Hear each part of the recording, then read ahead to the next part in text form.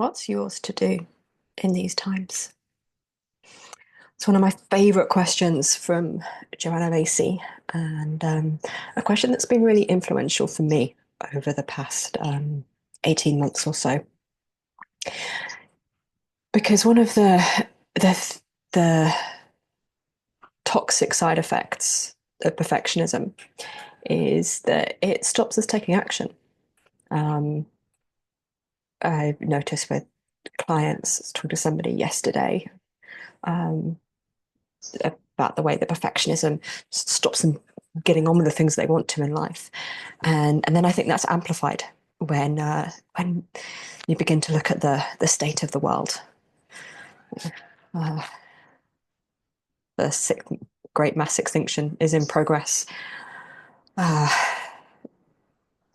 500,000 people are starving to death in Gaza and now being bombed again. So it's civil war in Sudan. I mean, the list of horrors in the world is endless. And so, what do you do?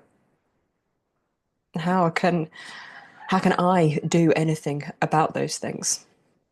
And um, and the problem is, it gets us stuck. We either get stuck in the despair and the hopelessness, and I'm too little to make a difference. And there's some truth in that. Or we kind of get um, hooked on the hopium, and well, it's okay because somebody else, somebody else knows what's going on, right? Somebody else is going to fix it, um, which is not true. And either way, we end up not doing anything. My colleague Keri Jarvis put this really beautifully recently, that our actions are necessary and insufficient. Nothing you do is going to save the world. It's too big. The metacrisis is not a problem with a solution. It's a set of predicaments, and predicaments don't have solutions, they have responses. And the world doesn't need more heroes. Like, that kind of thinking is emblematic of the thinking that got us here in the first place, right? That individualism is going to save the day. And it's not. But that doesn't mean there isn't anything for you to do. And so I want to tell you about the three dimensions of the Great Turning that Joanna Macy describes, because again, I found this incredibly helpful in terms of framing my own actions. So the Great Turning is one of three narratives of our time. We've got business as usual. That's what it says on the tin. The Great Unraveling, and the Great Acceleration, with this sense of things falling apart, not as a sense of the reality of ecosystems collapsing, uh, the rise of authoritarianism, democracy crumbling. Yeah, it's real. And in that falling apart is an opportunity for something new to be uh, to be born. So I have to check her name because she's Vanessa Machado de Oliveira. Um, wrote a beautiful book called Hospicing Modernity. And she talks about the ways that we might need to let modernity pass on, and then how do we provide prenatal care to what might come next. And so Joanna Macy talks about three dimensions, our efforts in three dimensions. Firstly, are holding actions in defense of life. Makes me think of Just Stop Oil protests, or Greenpeace boats disrupting whaling. Yeah, so actions that are stopping things from getting worse. They're vital. The second dimension is transforming the foundations of our common life. How do we start to build and midwife something new into the world? Whether that's developing eco villages, or um, um, degrowth policies, for example. Like, what comes next? What is it that we're moving towards? And then the third dimension is shifts in perception and values, the so-called inner work. Right? Because fundamentally, the metacrisis, um, the symptoms might be climate change, genocide, um, ecosystem collapse, extinction. But the cause is how we, it's deeply relational, it's how we relate to the world. Right? I mentioned this kind of hyper individualism, disembodied, and you can, this kind of dates back to Descartes. I think, therefore I am, and the kind of subjugation of the body. You can see the roots in sort of Christian duality, right? Man's dominion over nature. Um, Writers like Philip Shepherd take our disembodiment right back to the agricultural revolution. So how everyone has been with us, these attitudes, these ways of being in relationship, the world, have been with us for a really long time. And if we want to do something different, if we want a different outcome, that's fundamentally what needs to change. This isn't about clean energy or simply replacing fossil fuels with wind and solar power. We need a fundamentally different way of relating to ourselves, to each other, and to the more than human world. And so this third dimension of shifting perceptions and values is hugely important. And again, all three of those are necessary and insufficient on their own. But we each have, I believe, a part to play in that. There's an aspect of that that generates aliveness for us. And I remember talking to my beautiful teacher and mentor, Rachel Blackman, a few years ago. It was just after the movie Don't Look Up came out, and at the time I was starting on a fertility journey, starting to think about having a baby, and the movie like really highlighted this question for me of like, how am I thinking about bringing life into this world at a time when things feel so broken?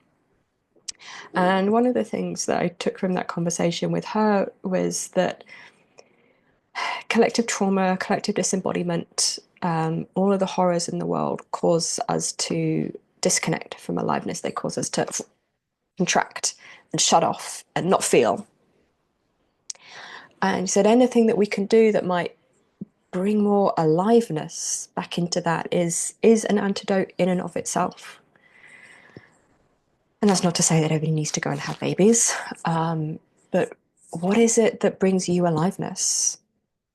What brings you back into connection with yourself, connection with others, community? What helps you relate to the more than human world in a different way? Do those things. And they don't have to be big, and they don't have to be sexy, and they definitely don't have to be on social media. But the work's important. And you get to do the aspect of it that feels meaningful for you. And perfectionism will tell you it's not enough. And in some concrete way, of course it's not. One of 8 billion people navigating these huge complex predicaments, of course it's not enough. And it's okay that it's not enough. One of the things I've learned from Active Hope is to do it anyway, to do it without attachment to the outcome, to do it because of the joy in the process, to do it because it brings you alive. And some of the impact of these actions we may not see in our lifetime. Doesn't mean that they're not worth it. Reminds me of there's and I'm going to forget which tribe, and I'm incredibly sorry for that. Some indigenous wisdom from the North American content that talks about the 7 generations, and this idea of when making decisions, thinking about 7 generations that have already gone, kind of respecting the ancestors, and to then think about the impact of actions on 7 generations to come. You might not know. You don't know what's going to come from your actions, but to choose the things that bring you aliveness, that bring you back into connection. They, then to come back to Keri's so eloquently put point, they might not be sufficient, but they are so necessary. So, yeah, where is perfectionism holding you back from doing something? I think in this case, something is better than nothing. And it's never going to be enough and it's never going to be perfect, and that's okay. And in fact, divesting from that thinking, that gets to be part of the work. That's that third dimension of shifting perspectives and values, perceptions and values. So there's a place for that. There's a place for the protest. There's a place for dreaming into what else could be. And there's one more aspect of this. So I heard Vanessa Machado de Oliveira speak on the Planet Critical podcast recently, and she's clearly been a public figure in this space for a while and was talking about taking a step back from public life because, in her view, the work is cultivating the ability to be still, to sense, to connect, to be embodied, to be able to listen to our somatic wisdom, to be able to connect to the more than human world requires us to be still. And that's not a skill that most of us have. And so, yeah, I also want to offer that maybe the work, maybe what's yours to do is to do nothing, or at least what looks like nothing on the outside. But taking the time to be still, to listen, to sense, to be in connection, that's also the work. That also might be enough or not enough all at the same time, to hold that polarity. So, yeah, that's what I got for you today. Really curious how this lands. This talking about this in public is kind of new for me. And it feels exciting and enlivening. So that's why I'm doing it. Maybe none of you care. Um, but but I do it because I care. Because it lights me up and I feel connected. And I think that's more of what we need in the world. So yeah, please let me know what you think. Questions, comments, as always, and I will see you next time.